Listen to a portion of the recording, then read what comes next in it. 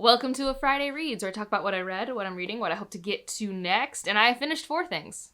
And I'm in the middle of 4.5 things.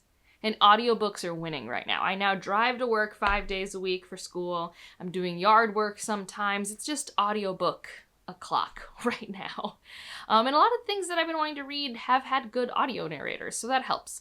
There is a book I'm reading that I think is going to primarily be like physical reads, so I don't know how long they'll take me. We have some car rides this weekend where I'm not the driver, so we'll see. Let's get into it, starting with Gender Euphoria. I don't have a lot of new thoughts here. I have finished it. It was good. I think if you're someone who is curious about experiences that are not like your own, it's really useful. So for me, for example, I am cisgendered. I also just don't think about my gender. I don't ever feel gender euphoria or dysphoria. I am just a person that goes through the world, and I don't really think about how people perceive me at all. I think that's just who I am as a person. So as someone who is so neutral to my gender, it's really useful to see how people relate to their gender when they are misgendered, when they are accurately gendered, etc. It was also really revealing all the different communities that make themselves welcoming and opening to trans people, and how I was able to just compare that and relate that to what I have observed with my sibling who is trans, and just the overlap there. It's good. I recommend it. There's a trans rights readathon either happening now or right around the corner. You should pick it up. I also finished the 2 historical fictions. I don't know if one is historical. Feels slightly historical, but maybe it's more contemporary, that I have been working on. So recently I finished Sadness is a White Bird. And I did look into the author, and the author is Israeli and was put in a prison situation because he chose not to join the draft in the military in Israel. Now, this story is not about that. I think he was trying to write a memoir for a long time and has written essays that have been published in various places. Like, I think there is a New York Times essay from him. But this is a fiction about a boy who had 2 Palestinian friends that he loved platonically and otherwise, who were his friends, and how that also dissonantly connected with, he always wanted to be a part of the military because of the patriotism there and because of what his family had gone through in Europe. And just, it's very messy and muddy. It's very lyrical. And so I think if you want a very stressful, emotional perspective, I think it's interesting. I wouldn't read only this and be like, this is your only thing that you consume that, educates you on emotional stakes in Palestine. But I do think paired with other things that I have read, like I've read The Skin and Its Girl, I've read a few nonfiction, like 100 Years of War in Palestine. I think it was a really nice thing to add on to it. Because at its core, it's a very, very messy problem with a lot of humans involved. And I hadn't read anything from the perspective of someone from Israel who is coming of age and having to figure out, what wars are they being asked to fight that they didn't start, but also not forgetting the historical connotations of like how we get to where we are. I thought it was really fascinating, and pretty, and only like 280 pages. The audiobook was really nice. So yeah, I think I can fairly say that I'm okay recommending it. I was nervous about it just because like it is such like, especially right now in our present time, like a charged topic. But I think it generally is handling it with a lot of care, a lot of introspection. And like I said, there's a lot of beauty to it. Next up, we have Violeta, which is by Isabel Allende, which I always want to say Isabel Cañas because I read a lot of Isabel Cañas, but it's Isabel Allende, a Chilean author. And this, it never says it's in Chile, but I think it's in Chile. It's just like in remote cities in it. And this is 100 years, from 1920 to 2020, Violeta's life. It's her life, and it's her relationship to her lovers, her kids, her family, the country, causes. It's split into 4 parts. I think I like Long Petal of the Sea more. And I think both of them introduce you to ideas of what happened in Chile in the 20th century. What happened during the toppling of democracy and putting in a dictatorship largely aided by U.S. forces, and also how that led to concentration camps and how they recovered from it. Like, it's a whole thing, and you get it in both Long Petal of the Sea and Violeta, but I think I just preferred the perspectives and the love story of Long Petal of the Sea. Violeta, though, did warm its way into my heart. there is just something about seeing someone's whole life and her introspections about that. It was pretty engaging. I did enjoy seeing how people fell in and out of her life. But I would say that, like, this was really good, but I think that I have read better from this author. But I finished it this morning, and I was pretty happy about it. Like, I just was like, I finished a book today. And like I said, there is just that catharsis of the arc of going through someone's life. But that said, in terms of historical fiction that takes place in Chile, I preferred Long Petal of the Sea. It also had greater ties to music. That probably also weighs into why I like that one more. And this one, though, I think how this one's a unique perspective is, so Long Petal of the Sea is someone who is fleeing Spain during Spain's failed revolution, I think, in the 1930s, and comes to Chile with a bunch of other Spaniards and makes his life there, and then the 20th century in Chile happens. Here, it's someone who's, like, family has been from Chile. And you have someone who's more been there for, their family's probably been there for at least 100 years or so. And that generational wealth, and then the loss of the wealth, and then how they claim their way back into society and things like that. So it was a different perspective and different amounts of complacency. So I enjoyed that with the backdrop of Chilean history. I just enjoyed the other one more. And then the last thing I finished, which will be perfect because it will transition us into what I am working on, is Every Heart a Doorway, Seanan McGuire. I have done it. I've read it. I've read the book.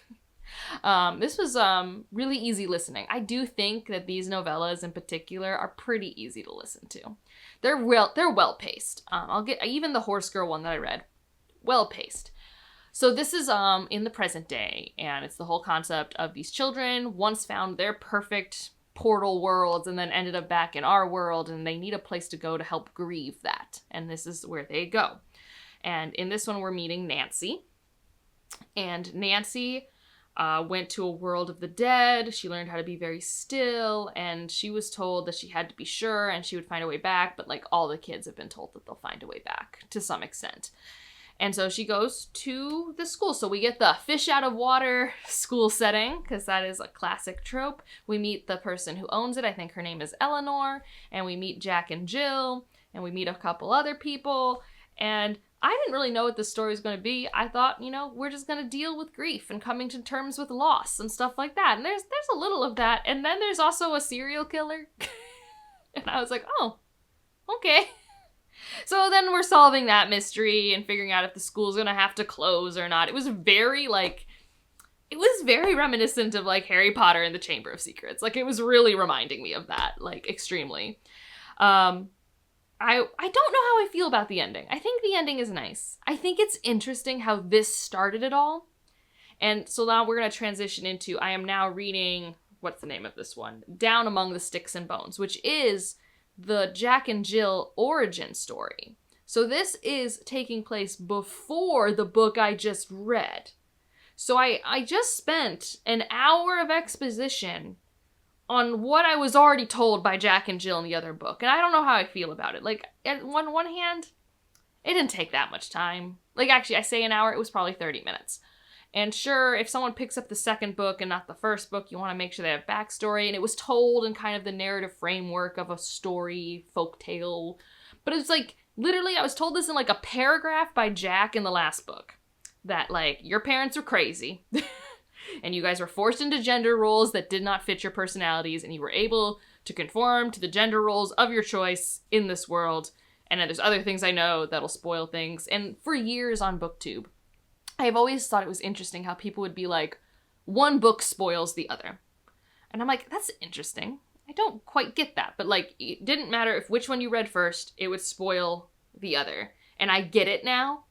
I don't think I have regrets about the order in which I'm reading it. But this way does feel more repetitive. Because like, if I had read this one first, it might have spoiled some plot beats in the other one. But in terms of like backstory, I wouldn't have felt like I had done as much work.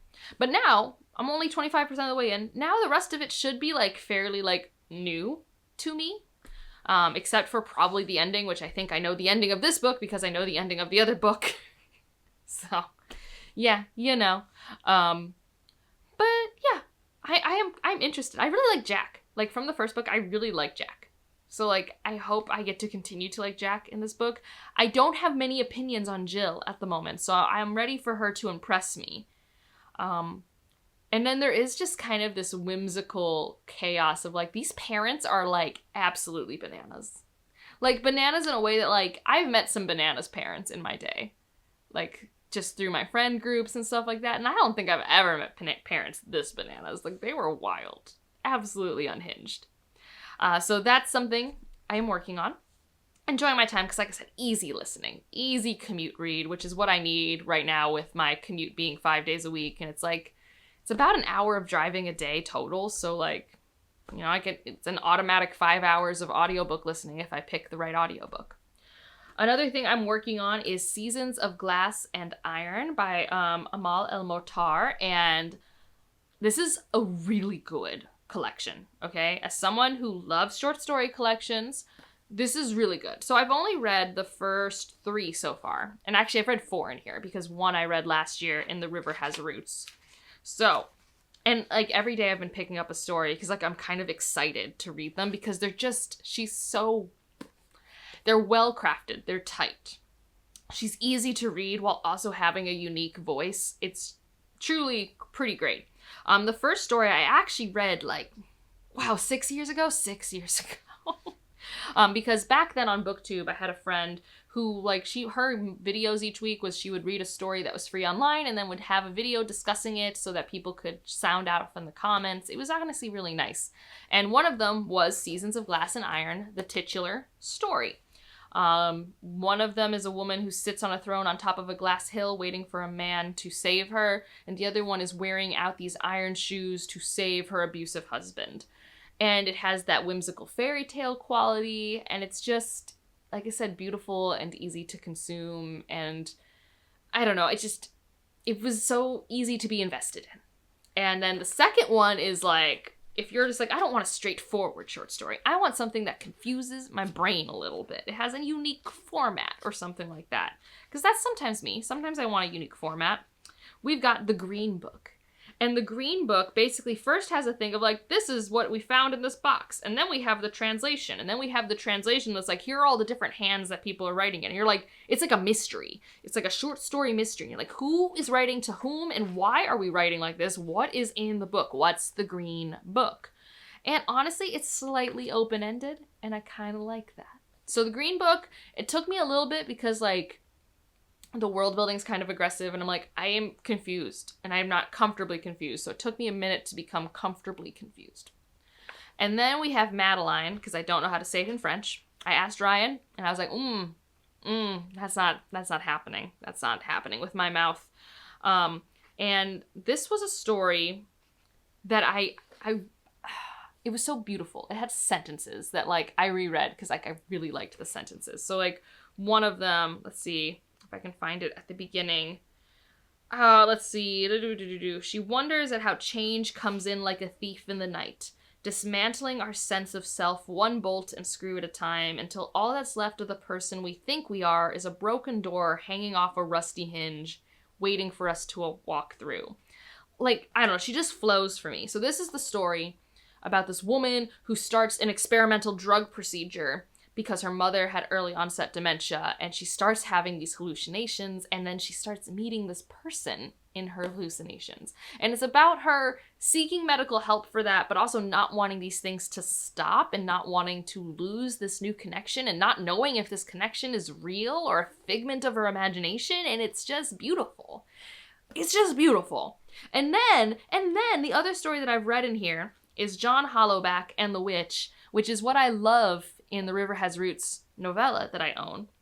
And this is the story of a man who goes to this witch to be cured of this curse, of this hollows on his back, and he is then being forced to remember what he has done and how emotionally abusive he was.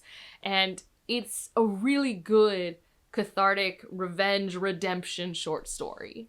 That all 4 of those are bangers, okay? And like, I haven't read the other ones. The introduction is really nice. And like, in the front, it tells you when all these stories came out. So Seasons of Glass and Iron came out 10 years ago. The Green Book came out 16 years ago. Madeline came out 11 years ago.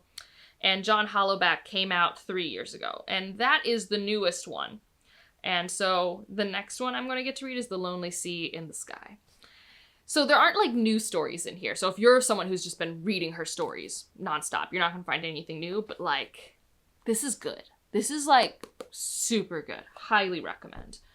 All right, what else am I reading? Because I'm reading more things. What else is on this list? Okay, These Burning Stars. It has happened. I have started. This is one where I'm like, ooh, this can't be a complete audiobook read. The proper noun game is rough. I think immersion reading would be good. I like the audio narrator, Natalie Naudius, I think is her name.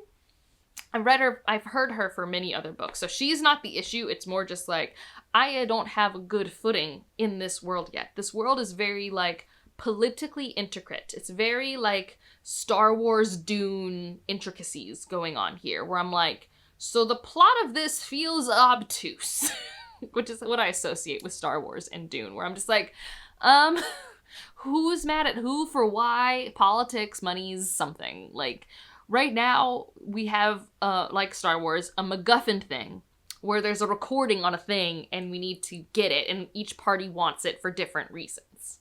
So that's, like, my Star Wars thing. And then the Dune thing is, like, magic, gods, and sci-fi?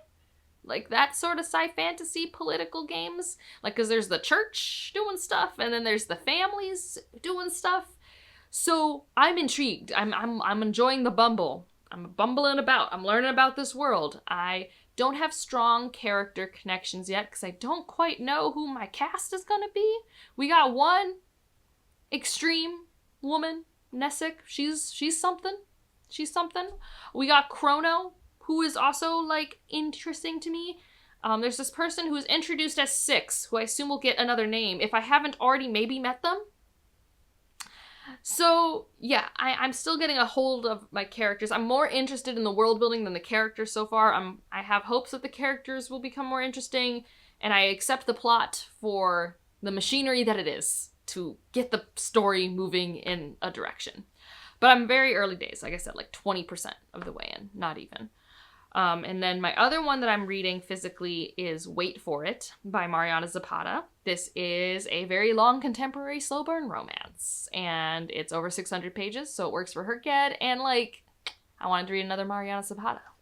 So that's what I chose to do. So that's what's happening. I don't think I have other thoughts about much of anything. I've just been playing Expedition 33. I've just been watching Shrinking. All the other media stuff is just normal. This is a big bookish update. I will say, in terms of my Herked, I have now finished, let's see, we have gotten the queer alphabet under control. That's done now. We're making progress on a few other things. There's a big car making rumbly sounds. Oh, my fun fact, I did hear the meteor. For those who don't know, Cleveland, we had a meteor. It went through the sky. It did a big boom thing, and we were all like, huh? What's the wind doing now? Like, it was a thing. And then, yeah, we found out it was like a 6-foot in diameter meteor that like came through the sky and went boom. And it's like, huh. That was literally the most interesting thing that's going to happen to me for the rest of the semester. So I did feel it. It happened. So yeah, let me know what you're reading, doing, watching this weekend. If you just want to leave an emoji to let me know you're here, meteorite. And otherwise, like if you liked it, subscribe if you want to, and I'll see you in the next one. Bye.